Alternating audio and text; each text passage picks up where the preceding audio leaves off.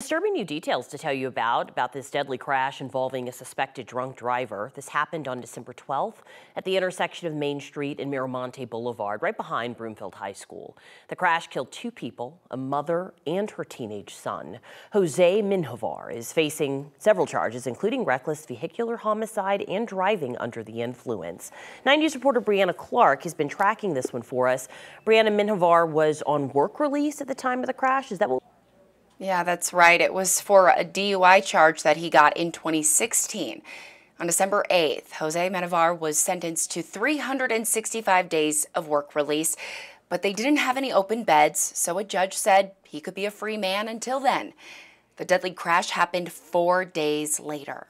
According to the arrest affidavit for the December 12th crash, witnesses say Menjivar was driving upwards of 100 miles an hour in a 40-mile-an-hour zone when he crashed into another vehicle, sending it flying into a tree, killing Melissa Powell and her 16-year-old son, Riordan Powell. When officers looked inside Menjivar's pickup truck, they found empty beer cans and said it reeked of alcohol. During his DUI sentencing on the 8th, prosecutors wanted him to serve jail time, saying that he was a danger to the community. But they were overruled. The judge saying Menjivar's already served 100 days in jail and remained sober when he got out. Statewide, we see hundreds of DUI cases every year.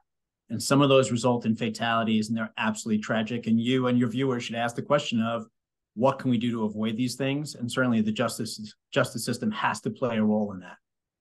Do we think the justice system failed the Powell family, the victim's family, in this case? I certainly think that's a legitimate and valid question. I will just continue to tell you that I believe that us asking for 1 year in jail was the absolute right thing to do at that time, given the danger he presented to the community. Yes.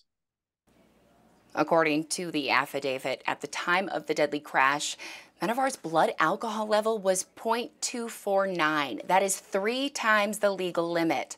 He was also driving with a revoked license. It is so hard for a family to have to deal with anything like this, but then you add in the fact that this is a preventable accident. That's a hard one.